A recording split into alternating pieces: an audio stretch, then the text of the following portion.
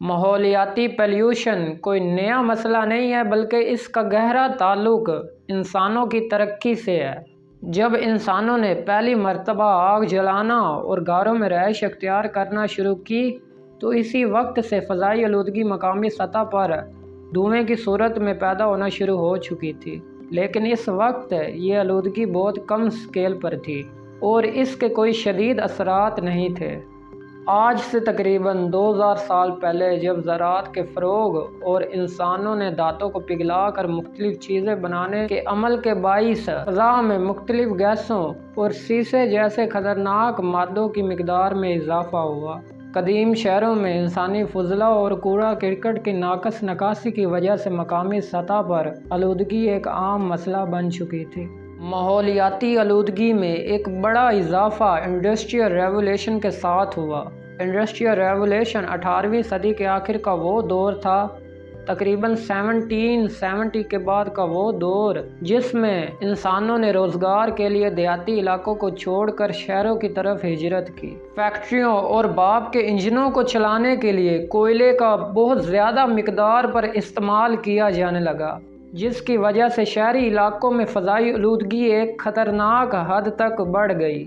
آبادی میں تیز اضافے، صنعتوں کے پھیلاؤ اور گاڑیوں کے بڑھتے ہوئے استعمال اور کیمیائی کھادوں، پلاسٹک اور دیگر مصنوعی مصنوعات کے زیادہ استعمال نے زمینی، آبی اور فضائی آلودگی کو ایک عالمی مسئلہ بنا دیا۔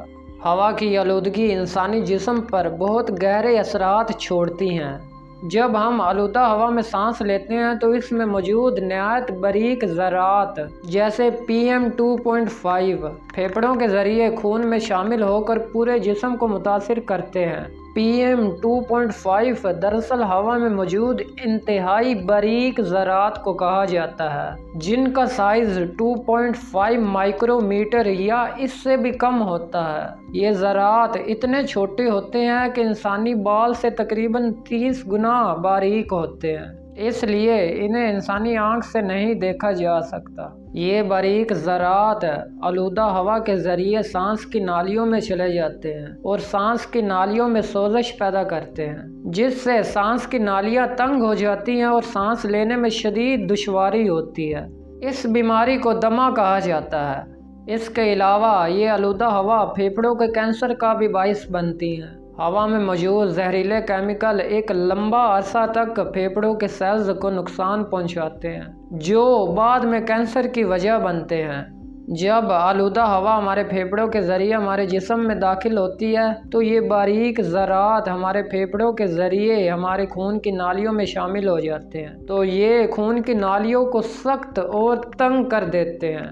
یہ ذرات خون کے لوتھڑے بننے کا سبب بن سکتے ہیں، جو بعد میں دل یا دماغ کی شریانوں کو بلاک کر کے ہارٹ اٹیک یا فالج کا باعث بنتے ہیں، اور ان کے علاوہ بہت سی بیماریوں سے ہمیں نیچر بچاتی ہے۔ تصور کریں کہ ہماری زمین ایک بہت بڑا شہر ہے۔ اس شہر میں فیکٹریوں کی چمنیاں مسلسل دھواں اگل رہی ہیں، سڑکوں پر گاڑیاں مسلسل دوڑ رہی ہیں اور انسان اپنی مصروف زندگی میں مسلسل نئی سرگرمیوں میں مصروف ہے۔ ان سب کے نتیجے میں نقصان دہ دھواں اور زہریلی گیسیں جیسے کاربن ڈائی آکسائیڈ، نائٹروجن آکسائیڈ اور سلفر ڈائی آکسائیڈ خاموشی سے فضا میں پھیلتی چلی جاتی ہے۔ یہ زہریلی ہوا ہمارے لیے آہستہ آہستہ سانس لینا بھی مشکل بنا رہی ہے۔ اس ہنگامہ خیز شہر میں کچھ خاموش مخلوق بھی موجود ہے جو بغیر کسی شور کے اپنی ذمہ داری نبھا رہی ہے۔ یہ ہیں درخت، قدرت کے بنائے ہوئے شاندار اور خودکار فلٹر۔ جب یہ آلودہ ہوا درختوں تک پہنچتی ہے تو ان کے پتوں پر موجود چھوٹے چھوٹے مسام یعنی سوراخ، جنہیں سٹومیٹا کہا جاتا ہے، جاگ اٹھتے ہیں۔ یہ سوراخ ہوا کو اپنے اندر بالکل ایسے جذب کرتے ہیں جیسے ہم انسان ہوا میں سانس لیتے ہیں۔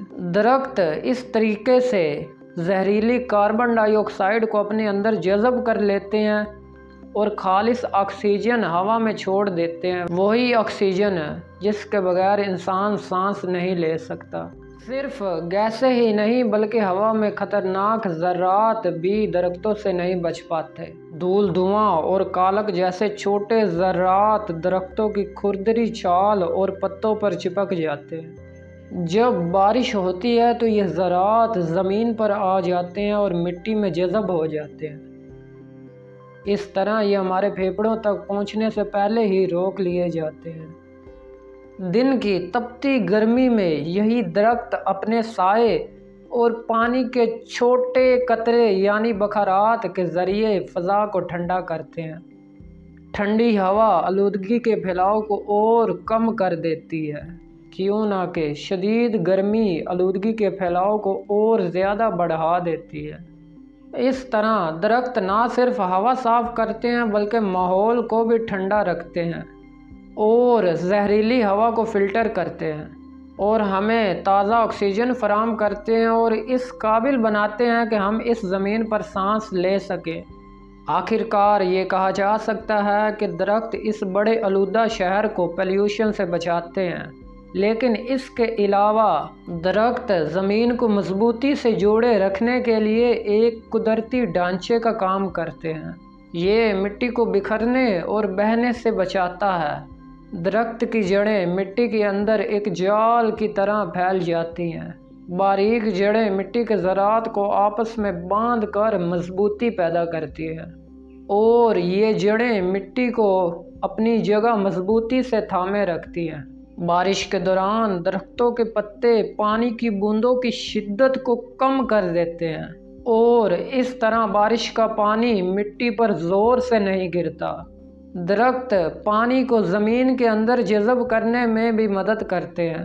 جڑیں زمین میں چھوٹے چھوٹے سوراخ بناتی ہیں جن کے ذریعے بارش کا پانی زمین میں جذب ہو جاتا ہے۔ اس سے زمین کی سطح پر پانی کا بہاؤ کم ہوتا ہے اور مٹی کا کٹاؤ رک جاتا ہے۔ اگر کسی ڈھلان یا پہاڑ پر درخت موجود نہ ہو تو شدید بارش مٹی کو تیزی سے نیچے بہا لے جاتی ہے، جس کی وجہ سے لینڈ سلائڈنگ کا خطرہ پیدا ہوتا ہے۔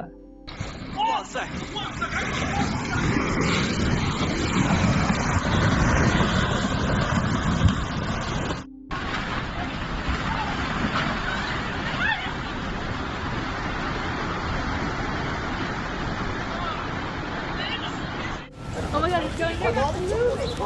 It's moving. Oh my god.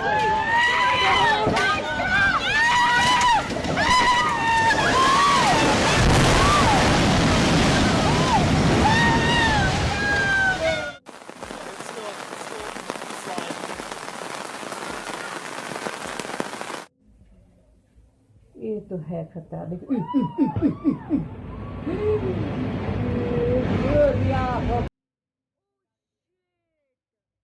درختوں والی ڈھلانوں پر جڑیں مٹی کو سیمنٹ کی طرح پکڑ لیتی ہیں، حتیٰ کہ مٹی اگر گیلی بھی ہو جائے تب بھی جڑوں کا مضبوط نیٹ ورک اسے نیچے سرکنے یا گرنے سے روکے رکھتا ہے۔ جڑیں زمین کو مضبوط رکھنے میں بالکل ایسے کام کرتی ہیں جیسے ہماری گھر کی دیواروں کو سریا مضبوط رکھتا ہے۔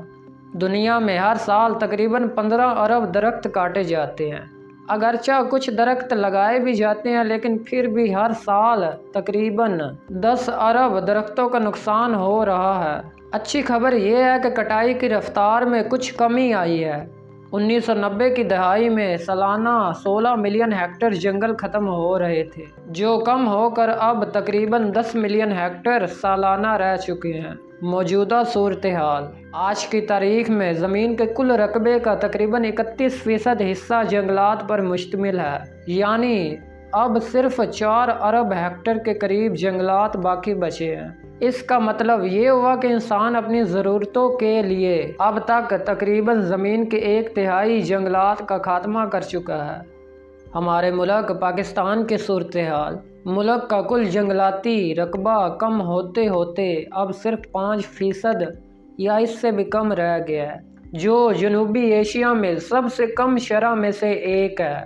آج اگر ہم نے درختوں کو بچا لیا تو یہ درخت کل ہمیں بچائیں گے۔ آئے وعدہ کریں کہ ہم درخت کم کاٹیں گے اور زیادہ لگائیں گے۔ کیوں نہ کہ زمین کو بچانے کا سب سے آسان اور طاقتور طریقہ درخت لگانا ہے۔